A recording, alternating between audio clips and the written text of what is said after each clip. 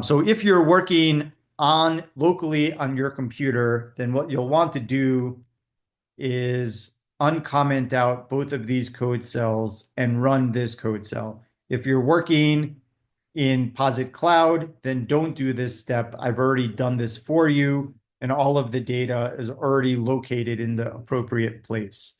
But if you're working on your own version of RStudio locally on your computer, then what this will do is it's going to download a zip file that I have stored in GitHub, and it's going to create this is telling us what we're going to call that file when we download it. So this is the name of the file in GitHub. I'm going to download it into my current working directory with this name over here. So we're going to name it the same thing.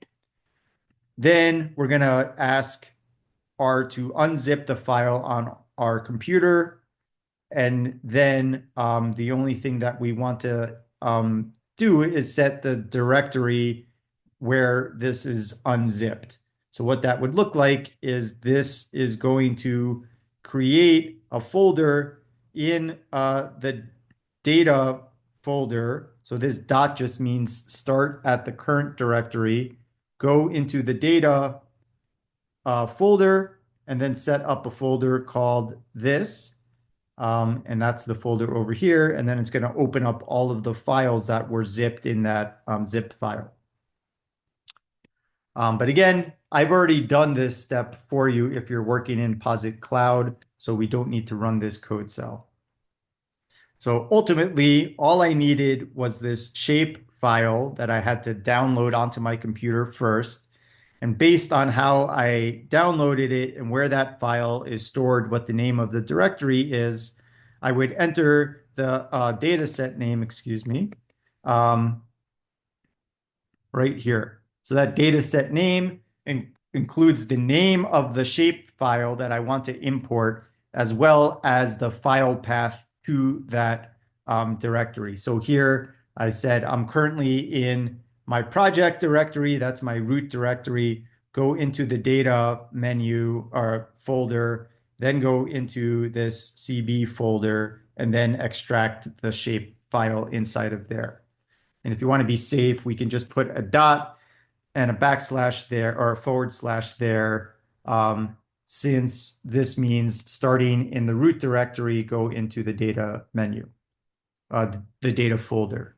So I'm going to run this code cell. Again, what that's going to do, it's going to import this shape file. That was an aside quite a bit about working directories, but that's an important subtle thing to understand since you're often working with external data files that you want to store appropriately on your computer and be able to call them into R appropriately. And you really need to kind of understand how to change the working directory to help in that process. So again, I've got my file location entered for the DSN argument. I'm going to use the st_read function in the SF package, and that's going to move this shape file and try and set up an SF object that I call US. And I'm going to run this. And when I run this code cell, we get some summary output about this SF object that we just created. So now I've got an SF object. I can see it over here in my environment. It's got 52 observations and 10 variables. And I can see over here, this is telling me I've got 52 features and 9 fields. So there's a difference in what I'm being told here. This is telling me I have 9 fields. In my environment pane, it's telling me I have 10 variables. And that's because one of the variables is the geometry list column.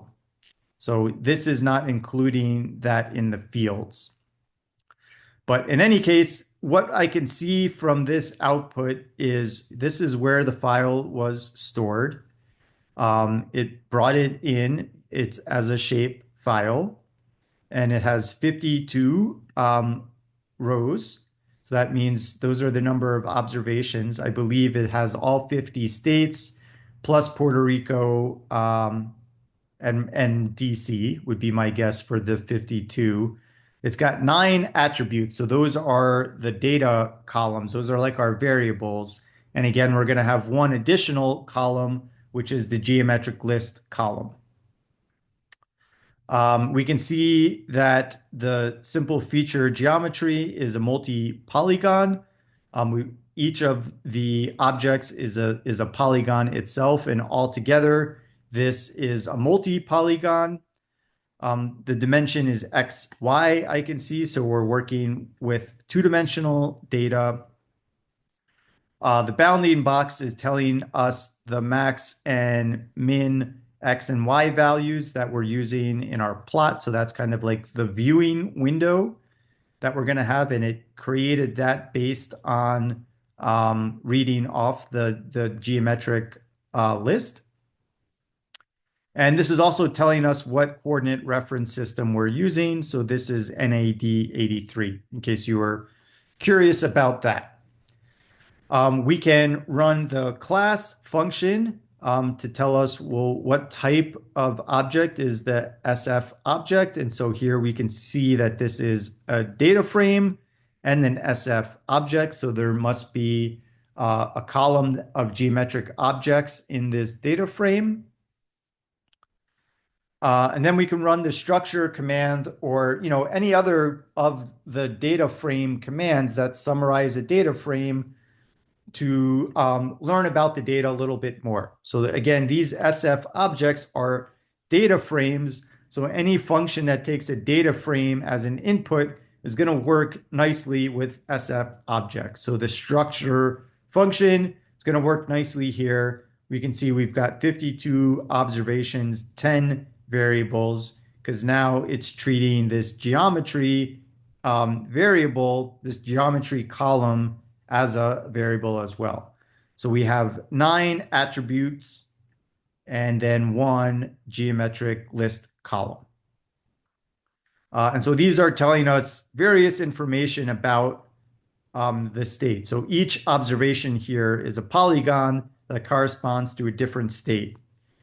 So these GeoIDs, these are just numbers that are we're attaching to each state. I think they're assigned alphabetically, so it's just another way to refer to each state with numbers instead of their state names. But STUSPS is the US Postal Code abbreviation for each state. We have the state name. This is telling us the area of the state, the land area of the state.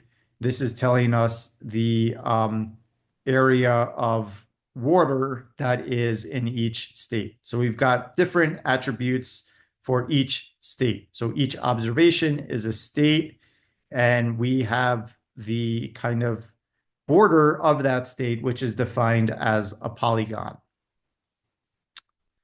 And we've called that column geometry, and that's sort of the default name for the geometry list column. Okay, so now we've got our data set loaded up, and in the next video, we'll talk about how we can wrangle SF objects.